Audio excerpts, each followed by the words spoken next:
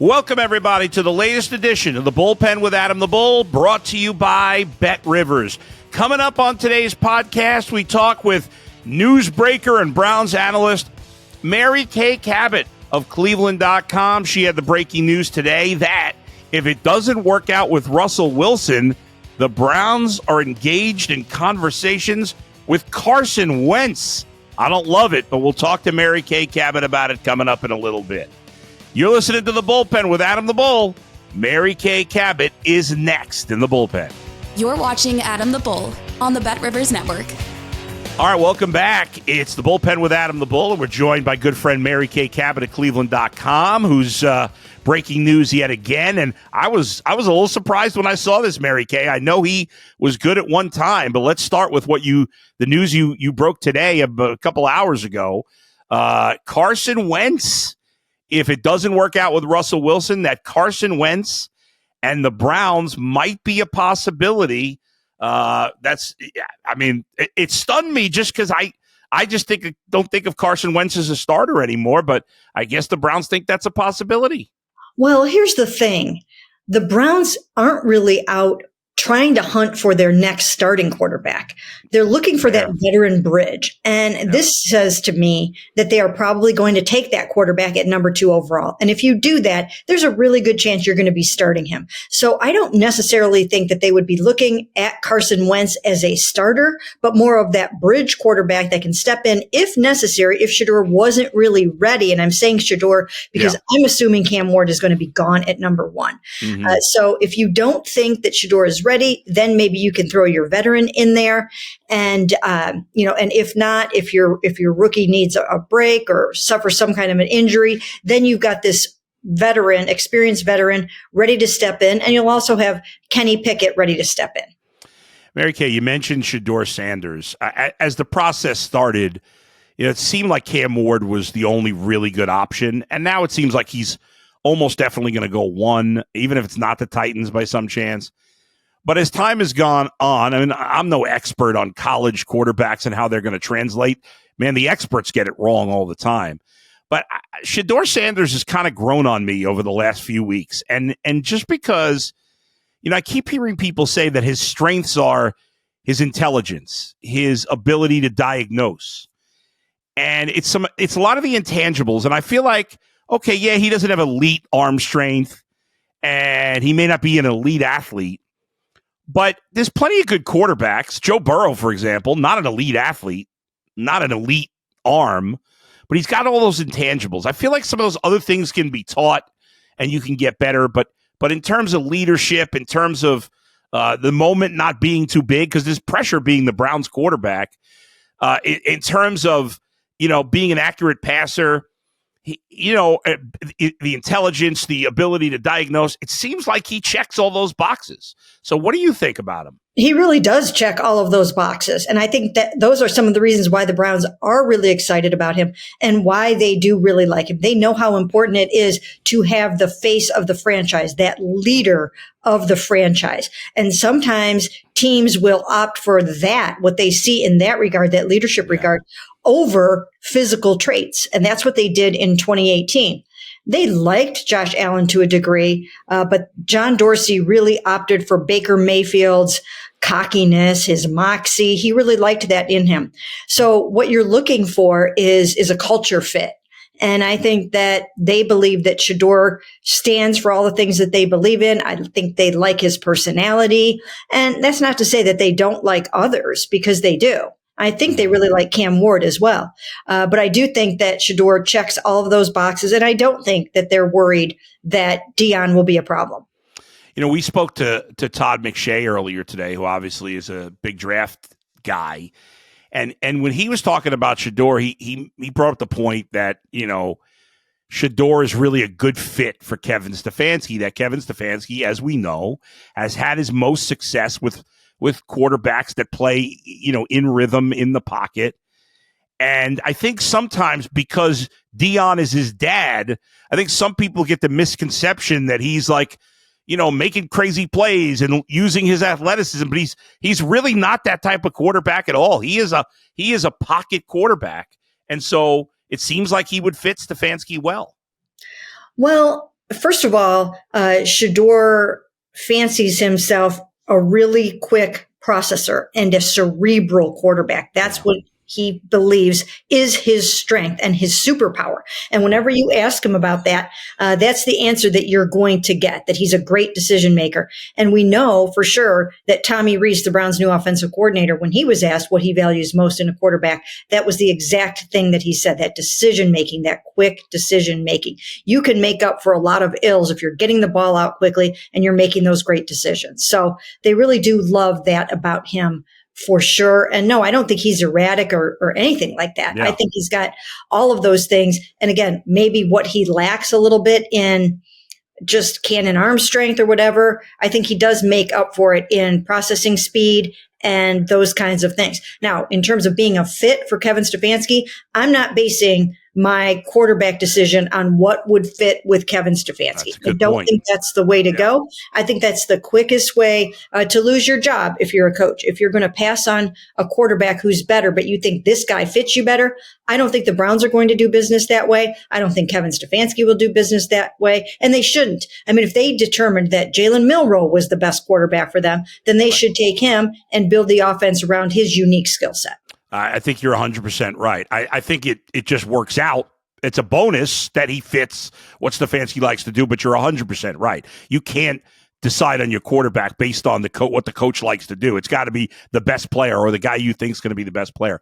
One other quarterback I'm intrigued by, if for whatever reason the Browns, surprise us and pass up on Shedeur too and decide to take Travis Hunter or, whatever.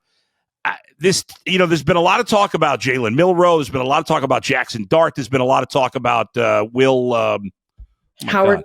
Will Howard. Couldn't think of his last name for a second. But I'm all of a sudden become fascinated in this Tyler Shough guy. I know he's a little older. He'll turn 26 as the season starts. And he's had a lot of injuries, but they've all been like broken bones. But I've become fascinated with him because he's the biggest of the quarterbacks. And I've had two people now, both Todd McShay and Sean King, say they watched the tape on him and he just really stands out. But that people are kind of forgetting about him because he's a little older and because he's had the injuries. What do you think about him? And do you have any sense if the Browns did pass on quarterback at 2, that he could be somebody they target either trading back up into the late first round or at the start of the second round? Well, Bull, it's funny that you should ask me this question today, because you probably did not see the Twitter storm that I got myself into yesterday. I missed it. I'm sorry. With a very crazy take that I had. And here it was, okay? And you might not hate it as much as most of the people on Twitter did yesterday. Yeah. So it really is funny that you're asking me this. I, too, have talked to a number of people that are very, very intrigued by Tyler Shough. And I was actually there at the Senior Bowl watching him and very intrigued by him myself. I need to do more diligence, but I like him. There's something about him. And sometimes, hey, quarterbacks are playing now until they're 40 years old. I don't care that he's 26. Yeah, so let's go. Right? Throw that right out the window. Who cares about that? If you bring a lot of experience, sometimes that's better than getting a guy at the age of 20 and it just doesn't work out. So I'm not worried at all about the age. And I just recently ran into someone who knows a whole lot about quarterbacks. And they also mentioned that they heard that there is a chance now that he could sneak back into the late first round. So here was my proposal. First of all, I've been saying all along, and I really do believe this, that they should draft 2 quarterbacks in this draft. If you have 10 picks and you find a quarterback somewhere later in the draft besides number 2 that you think can help you, why not take 2 quarterbacks? They're assets. And quite often they're tradable assets. I mean, they just got something in return for Dorian Thompson-Robinson. Of course, they had to send a pick with him to get Kenny Pickett back. Yeah. But I mean, sometimes you can get something for a quarterback. So in the event that you end up with 2 good quarterbacks, maybe one is your starter, maybe one is your backup, maybe one is your current starter, maybe one is your future starter, maybe one is draft capital. However it goes, if you have 10 picks and there's another quarterback that you like here, when your room is bereft of talent, basically, and you're starting all over at the position, why not take 2 of them? But here was my crazy proposal. Yeah. Take Shedeur at number 2, trade back up into the end of the first round, and take Tyler Shough at the end of the first round. That is unusual. I want to kind of be with you because I do like the idea of two quarterbacks. I don't know if I would have the guts to do it. That's a gutsy play. I kind of like it. It's crazy and I love it at the same time. But I missed that. It's a bad job out of me. It's bad prep by me for this. You should go look at it because I haven't looked at all of the comments, and I usually don't look at the comments. But I am the biggest idiot that has ever walked the face of the earth all day yesterday. And I wanted to. Now, I usually stay out of Twitter flaps, and I just usually take the high road and I don't go there. But I so wanted to quote tweet my original tweet and say, this is the same reaction I got in 2018 when I said that the Browns and wrote that the Browns should draft Josh Allen ahead of Baker Mayfield. And I was ridiculed for that and I was laughed at for that. But I had good reason for feeling that way. And, it's funny. Nobody's apologizing to me now. No. Listen, and we all get things wrong and we all get things right in this business. I, in 2018, liked Josh Rosen. So I was even worse than the Browns. You nailed it. Josh Allen was the right guy. And yes, there are a lot of apologies owed. There are so many moves that are made and there's a lot of groupthink when it comes to fans. Fans have been told by all the mock drafters that none of these quarterbacks are any good. So why would you take one, let alone two? I mean, it's not. And the thing is, the reason it's not so crazy, the idea of taking two quarterbacks high, is because it's not like it was 20 years ago when you had to pay a quarterback that you drafted a boatload of money. The money is so much lower now. We saw the Cardinals, speaking of Josh Rosen, the Cardinals drafted Josh Rosen in the first round. The next year they took Kyler Murray in the first round because it's not as punitive if you feel like you got it wrong in the first round because the money is not huge anymore for the quarterback. So until the Browns have a clear answer at quarterback, they got to keep taking as many shots as they need to. So absolutely, that's how I feel about it, and I think they are intrigued by more than one quarterback in this draft. I think they are finding some diamonds in the rough and some players with different skill sets and different talents, and I think they like a number of quarterbacks in this class. So I would definitely be taking two. I would not hesitate. And again, I don't know if it would be Tyler Shough, and I don't know if that would be too high to go grab him there. But, why not? I mean, quarterbacks can be used, again, as currency down the road. And then also you can develop a guy and see what he becomes. I mean, nobody thought that Brock Purdy was going to be anything. Obviously, everybody missed on him. Everybody missed on Tom Brady, the GOAT. So it is an inexact science. And it's just so funny to see the reaction from people that think they know everything when, right? When even general managers quite often get it wrong on these quarterbacks. Well, think about it. We just had a stat today on UCSS that I think it's 36% of first-round quarterbacks in the I don't know how many years. Let's say 10 years. I think roughly 10 years. Only 36% have signed a second contract with their team. And that's 1 out of 3, basically. So that's, so they get it wrong all the time at the position. There's so much risk. And, if it were an exact science, it'd be much easier to do this job. And it's not. And I really think, I talk about groupthink with fans. I think that happens with general managers too. Like they're scared to make picks because the mock drafters or the media is going to rip them for what they do.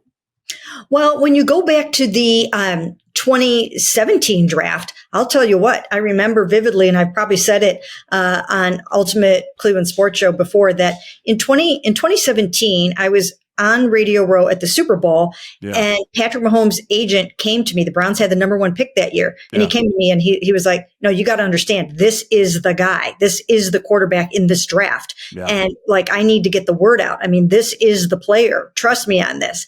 And so he said, "Do you want to do a little interview with Patrick?" So he set me up, standing there with Patrick one-on-one, doing an interview on Radio Row at the Super Bowl. I was trying to help him out a little bit and get the word out on Patrick Mahomes. Can you believe that? God. And it was just funny because people did not see it back then. They did not know what to make of him. He was coming out of the air raid. They didn't know what he was or what he was going to be. But what they missed was that exceptional arm talent and athleticism and what you could do with that at the next level. So it's a projection in many ways, even though the college game has trickled up to the NFL now, but it's still to some degree a projection. And a lot of it has to do, I'm coming to find out over the last how many ever years, is just, it really is that decision making and that processing speed. Yeah. You have to have that or all the talent goes out the window. Right. And because the talent differential in college between an Ohio State and a Texas Tech and a MAC school is so different. It is harder to judge.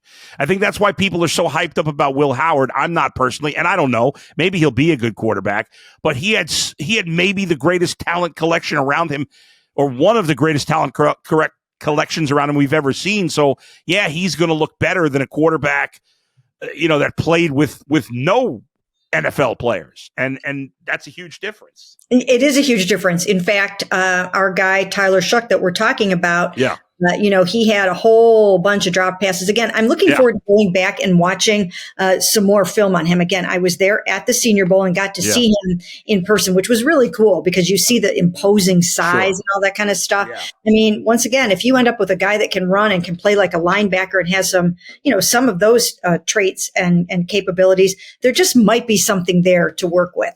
Again, maybe end of first round is crazy high, but I've seen people do worse at the end of the first round. Now, I know my notion of 2 quarterbacks in the first round is probably nuts, but I don't care. I don't care what anybody else thinks, because if you ended up with 2 amazing players, then you will be ahead of the game. But that would be a good problem to have. The Browns have not had 1 amazing player. If they had 2, we'd also. And by the way, one last thing on Shough in terms of the age. And I know part of the reason Browns fans are going to be gun shy is because of the whole Brandon Weeden thing. And Brandon Weeden was older. I think he was 28. But at this point, I don't even care if he plays to 40. Like, if you draft him, he's 26 years old. If you got great quarterback play for 10 years, but you couldn't get it for 14, I think every Browns fan would sign for that, considering how bad the quarterback play has been. Oh my gosh, absolutely. Yeah. A decade? Yeah. That's what you would hope for. That's the dream for most teams, is to get a decade out of your starting quarterback. So I just don't think that, that you could go wrong doing that if you see something in him. Or maybe it's somebody else. Maybe it's somebody else that you do that with, but I still just don't think it's as crazy as it seems. And I think you will have all kinds of fun if you have an extra 15 minutes and you can go look at the comments. I only saw the ones when there were like 85 comments on there, and a bunch of them were, of course I got called every single name in the book. But now there are 100 other ones after that. So, so the Twitter world got its hate party on yesterday, which is, I think it's funny. Yeah, it is crazy. I don't know if you saw this, but 2 nights ago, I got into a Twitter battle with Juan Thornhill. I don't know if you saw this. I didn't see that. Well, because when he put out that Instagram video, tossing the Browns hat and putting the Steelers stuff, I just didn't like that. I understand the Browns cut him, but I felt like it was kind of a slap in the face to the fans. And as we know, the fans, as crazy as they can be sometimes, some of them, the fans are very supportive of the players here. If you play hard, the fans, are on your side. And I felt like Juan Thornhill did a lot of talking when he got here and didn't back it up. So Earl actually, when he saw the Instagram video, just tweeted, "Hey, Bull is going to go off on Juan Thornhill." I hadn't even talked to him. And I just responded to that tweet with exclamation points as if, yes, on tomorrow's show I will. And Juan Thornhill commented about it. He's like, "Hey, little buddy, if you need somebody to help you with your little podcast, blah, blah, blah." So I, couldn't let that sit because I'm a lunatic. And so we went back and forth a little bit, which was quite interesting. His wife got involved. I stay away from family. And I think family's off limits. I didn't respond to his wife or say anything. I would talk about a wife or a child or anything like that. That's way off limits. But it got pretty feisty. Things could get crazy. I think we all lose our minds sometimes on Twitter. But some of the comments, I've had people wishing me death. I've had people. I had a Giants fan once years ago, because I said something bad about the Giants. They said, "I hope you have a heart attack and die." Can you imagine? I'm sure you've gotten just as bad, if not worse. Well, I have. I've gotten just as bad. There's no question about it. But that's a whole podcast segment we could do sometime. But I'm going to have to go check out your Twitter flap with Juan Thornhill. I can't believe I missed that. Yeah. Well, these things happen. They can't be on top of everything. But all right. So do you think we'll wrap it up? 2 more things.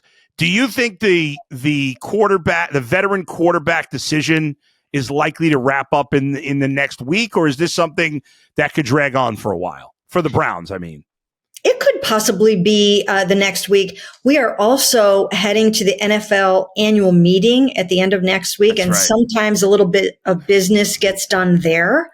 So that's another inflection point to possibly look at. Yeah. But I suppose if Aaron makes up his mind in the next couple of days or so, then Russ does, and then the Browns will make their decision. So it could happen pretty quickly, I would guess. One other thing I wanted to hit on, obviously, whether they end up bringing Nick Chubb, I know it seems like it's not going to happen. I still can't wrap my head around that. But even if Nick Chubb did come back, this team needs a future running back. It needs a young guy. Apparently, this draft is loaded with talented running backs. Do you expect that to be a position they draft early? I mean, third round or before? Or do you not expect them to be as aggressive at running back? I don't know where they'll draft their running back because it's a very deep running back class. Yeah. And if you find a premium position that's harder to get, maybe you do that a little earlier and you wait and you get your quarterback in the fourth round or whatever the case may be. So I don't know if they'll necessarily grab one early, but I do believe that they will draft one or two running backs. I think they need another fast, shifty, dual threat type of back. And I think they also could use a bruiser, just the Kareem Hunt role, what they hope that Dante Foreman would be able to give them. And here's the thing with Nick Chubb. And I did write that I felt like it was the end of an era with Nick Chubb. Even if he comes back, I still think in some respects it's sort of the end of an era because I don't necessarily think that he's going to be in a featured role. So he might come back in some kind of a backup role, but this is no longer Nick Chubb's team. So I think that's probably the key point where I was making with that a couple of weeks ago. And the thing with him right now is if they have a role for him and they feel that they can get some carries for him and he's still out there looking for work, then they would be more than open to bringing him back. And I'm sure he would be open to coming back, but he has to want that kind of a role and they have to be able to carve something out for him. Mary Kay, great stuff as always. I appreciate you taking the time. We'll be following along to see other breaking news along the way. And thank you. I appreciate it. Sure. Thanks for having me. Great chatting with Mary Kay Cabot of Cleveland.com. As always, make sure you check her out on Twitter and make sure you check me out on Twitter. And, of course, on YouTube. If you're not a subscriber to the podcast already, please become one today. It will cost you nothing. Thanks for joining me, as always. Thanks to Shane for producing today. We'll talk to you next time. That's tomorrow. Our live show will be at 2 o'clock. I got a doctor's appointment in the morning, so our regular 9 o'clock time won't be happening. But 2 p.m. live show, Bull and Fox, here in the bullpen. That's coming up tomorrow. I'll talk to you next time. Where else but right here in the bullpen with Adam the Bull, brought to you by Bet Rivers. See you, everybody.